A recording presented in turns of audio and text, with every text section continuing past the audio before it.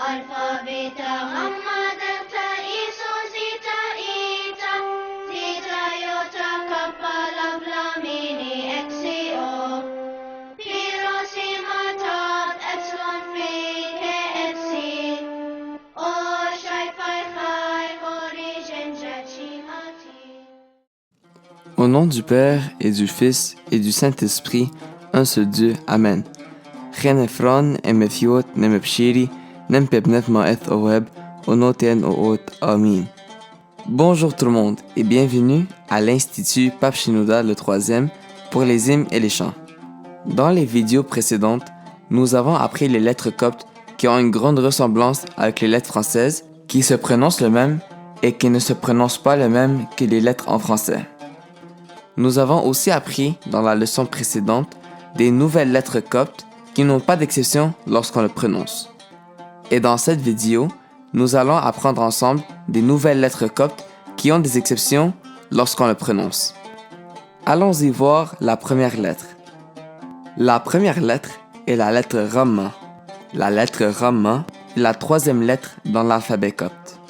Elle se prononce comme la lettre G en français lorsqu'elle est suivie par les lettres A, Eta, Iota ou Epsilon. Ramma comme dans Genos. Lorsqu'on voit deux Ramma, une à côté de l'autre, elle fait le son ng comme dans Angelos.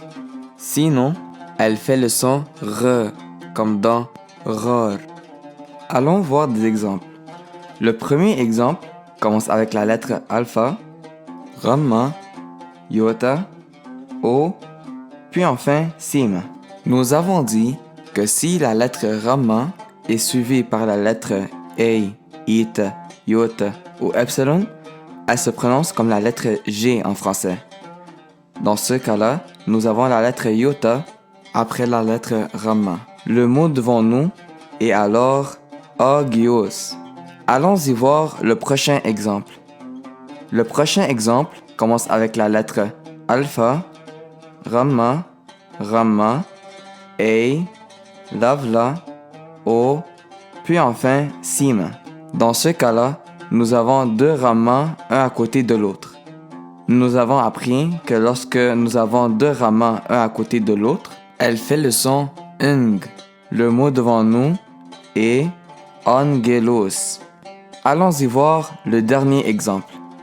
Le dernier exemple commence avec la lettre O, Rho, Ramma, Alpha, Nei, O, puis enfin Nei. Nous n'avons pas à côté de la lettre Ramma, la lettre A, Eta, Iota ou Epsilon pour qu'elle se prononce comme la lettre G en français. Et nous n'avons pas non plus deux Ramma un à côté de l'autre, ce qui fait dans ce cas-là que la lettre Ramma fait le son R. Le mot devant nous est alors Organun. Allons-y voir la prochaine lettre. La prochaine lettre est la lettre delta. La lettre delta est la quatrième lettre dans l'alphabet copte. Elle se prononce comme la lettre D en français lorsque la lettre delta est utilisée dans un nom propre. Delta comme dans David. Elle peut aussi faire le son V comme dans Vefté. Allons-y voir des exemples. Le premier exemple commence avec la lettre delta, alpha, Nei, Iota, A, puis enfin Lavla. Puisque le mot devant nous est le nom d'un personnage, le delta devant nous se prononce comme la lettre D. Le mot devant nous est alors Daniel. Allons-y voir le prochain exemple. Le prochain exemple commence avec la lettre delta, O, Xi, alpha, espace, Pi, alpha, Tav, Rho, puis enfin Iota. Les mots devant nous n'est pas un nom propre, c'est-à-dire que le delta fait le son V. Le mot devant nous est Doxa Patri. Allons-y voir le dernier exemple. Le dernier exemple commence avec la lettre alpha, delta, alpha, puis enfin Mei. Le delta dans ce mot-là est utilisé dans un nom propre, c'est-à-dire qu'elle se prononce comme la lettre D en français. Le mot devant nous est alors Adam. La prochaine lettre est la lettre θ. Elle est la 9e lettre dans l'alphabet copte. Elle se prononce comme la lettre T en français lorsqu'elle est précédée par les lettres sima ou shai. Θ comme dans aspasis T. Sinon, elle fait le son th comme dans thoi. Allons y voir des exemples. Le premier exemple commence avec la lettre mei, alpha, tav, θ, iota, alpha, puis enfin sima.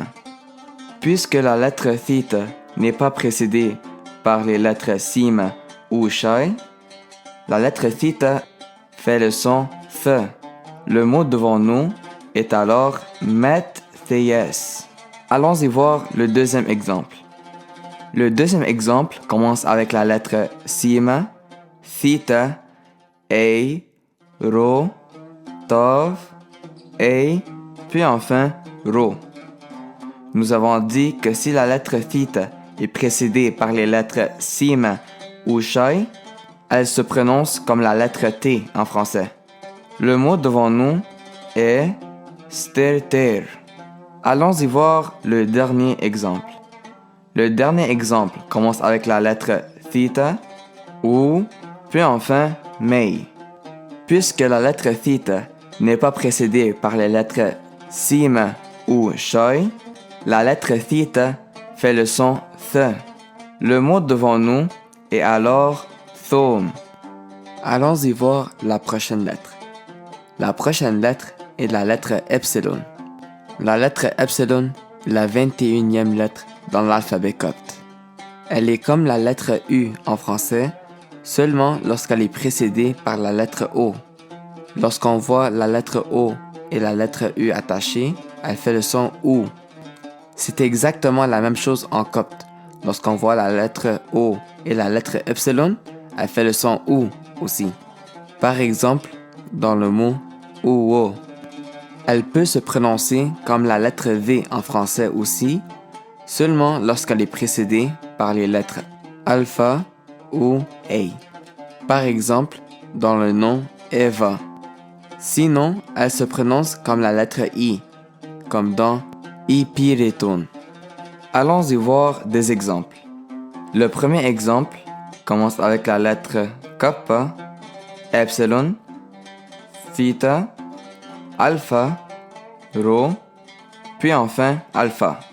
Puisque la lettre epsilon n'est pas précédée par les lettres alpha, ei ou o, elle se prononce comme la lettre I en français. Le mot devant nous est alors kithara. Allons y voir le deuxième exemple.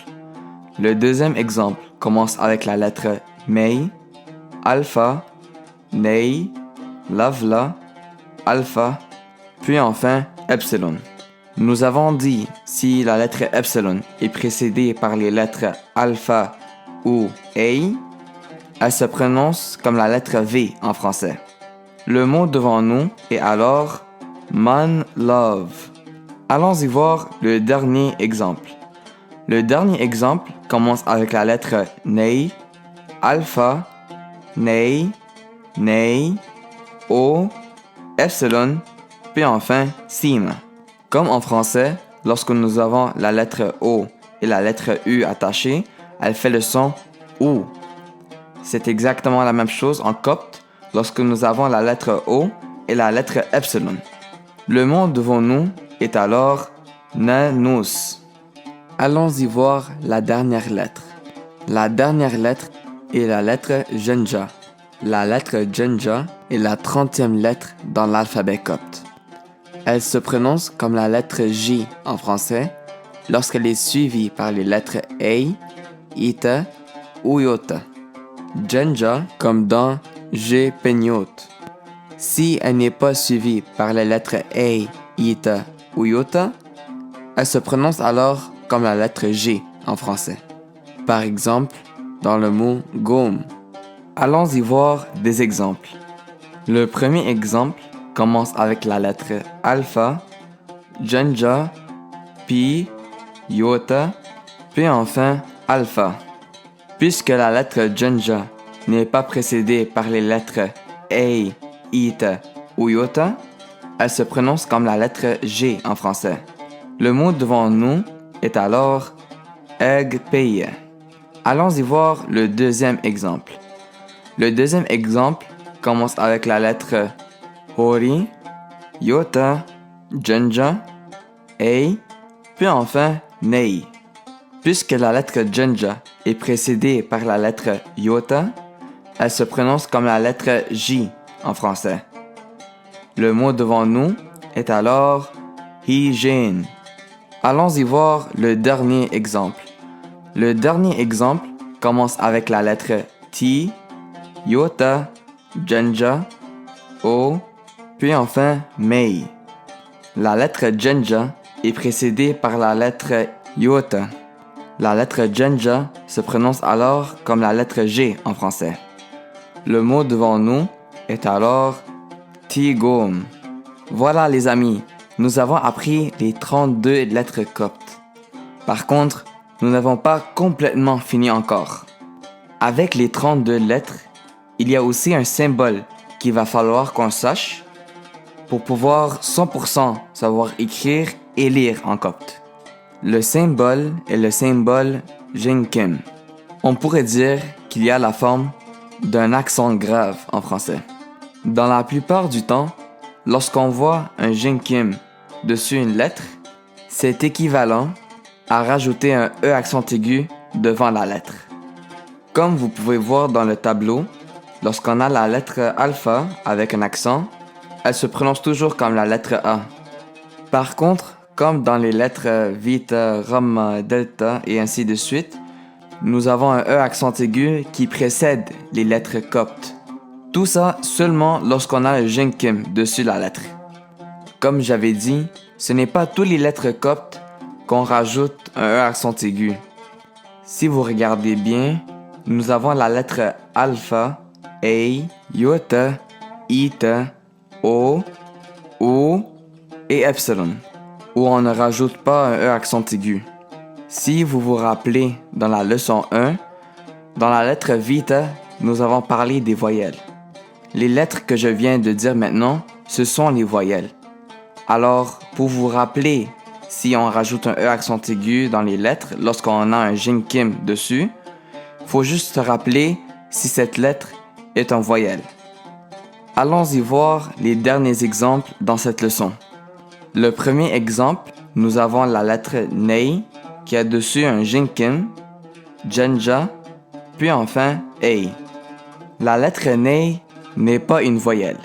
Alors on rajoute un E accent aigu avant la lettre Nei. Le mot devant nous est NG. Allons y voir le dernier exemple. Le dernier exemple commence avec la lettre A Jinkim, P Jinkim, Shai, O, puis enfin Iota. La lettre A est une voyelle, alors elle ne change pas si elle a un Jinkim ou non. Par contre, la lettre P n'est pas une voyelle, alors on rajoute un E accent aigu. Le mot devant nous est Epshoi. Voici toutes les nouvelles lettres coptes qui ont des exceptions lorsqu'on le prononce. Dans la prochaine vidéo, nous allons faire un résumé sur toutes les lettres coptes. Et je vais même donner des trucs pour vous aider à savoir lire et à écrire. Merci d'avoir écouté et à la prochaine!